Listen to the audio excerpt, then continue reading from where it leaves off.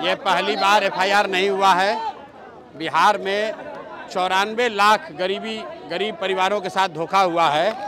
नीतीश कुमार ने तेजस्वी यादव के साथ जब सरकार थी तो अपने विधानसभा में खड़ा होकर कहा है कि 94 लाख गरीब परिवारों को बिहार में जातीय जनगणना के बाद उन्होंने ये घोषणा की थी नवंबर 2022 में कि हम लोग हर परिवार को 2 लाख रुपए देंगे। आज तक किसी भी परिवार को 1 रुपया नहीं मिला। 20 वर्ष से कह रहे हैं कि दलित अति पिछड़ा समाज को 3 डिसमिल जमीन घर बनाने के लिए दिया जाएगा। आज तक सिर्फ 1.25 लाख दलित परिवारों को ही ये ज़मीन मिला है। तो इसलिए और ये जो ज़मीन के दाखिल खारिज के नाम पर लूट मचा हुआ है, भ्रष्टाचार है, इसके विरोध में हम लोग सरकार से आवाज़ उठाने गए थे। वहाँ पर एफआईआर हुआ है, उसकी कोई चिंता नहीं है। अगर यहाँ गरीब लोगों की आवाज़ उठाने के लिए एफआईआर होना है तो 1 के बजाय 10 एफआईआर हो जाए, कोई चिंता की बात नहीं है। विधानसभा में हाथापाई होने की स्थिति आई सर। विधानसभा में हाथापाई की स्थिति आई है सर। विधानसभा में हाथापाई की स्थिति उत्पन्न हो गई, कैसे विधानसभा में अगर आप बालू माफिया, शराब माफिया, गुंडा बदमाश को जिताकर भेजिएगा तो विधानसभा में मारपीट नहीं होगा, तो वहाँ पर कोई संवाद तो होने वाला है नहीं।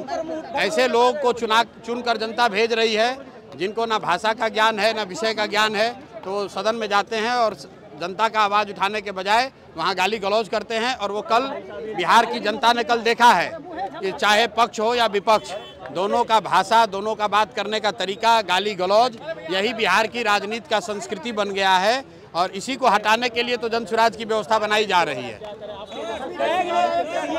रिपोर्ट लिया है जिसमें बिहार सरकार अपना बजट खर्च नहीं कर पाई है और 70,000 करोड़ का कोई हिसाब नहीं है। देखिए, ऐसा है कि बिहार सरकार हर साल 40 से 50,000 करोड़ रुपया सरेंडर करती है, खर्च नहीं करती है।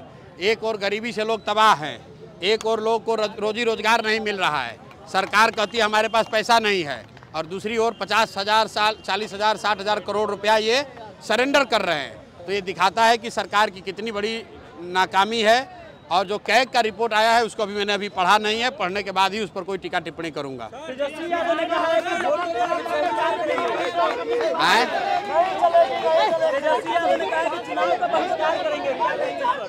भाई, हर लोकतंत्र में सभी दल, लोकतंत्र में नेता और दल अपना विचार रखने के लिए, अपना रास्ता चुनने के लिए स्वतंत्र हैं। अगर उनको लगता है कि उनको बहिष्कार करना चाहिए तो बहिष्कार करें। ये धमकी देने की गिदड़ भभकी क्यों दे रहे हैं? बहिष्कार करें, इसमें कोई बात नहीं है, उनका निर्णय है।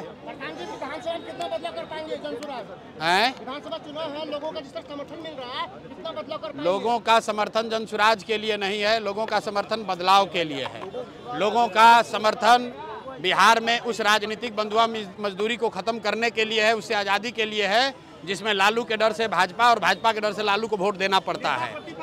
बिहार में ये समर्थन इसलिए है कि बिहार में एक नई व्यवस्था बने जहां बच्चों के लिए शिक्षा हो, यहाँ से पलायन बंद हो, बच्चों को यहीं रोजगार हो, भ्रष्टाचार खत्म हो। ये समर्थन जन सुराज के लिए नहीं है, प्रशांत किशोर के लिए नहीं है, ये बिहार में एक नई व्यवस्था के लिए समर्थन है। और इसीलिए आप ये जन सैलाब देख रहे हैं। नवंबर में बिहार में नई व्यवस्था बनने वाली है, नई सरकार बनेगी, नई व्यवस्था बनेगी और बिहार में शिक्षा और रोजगार होगा। भ्रष्टाचारियों को यहाँ से झाड़ू मारकर जनता हटाने वाली है।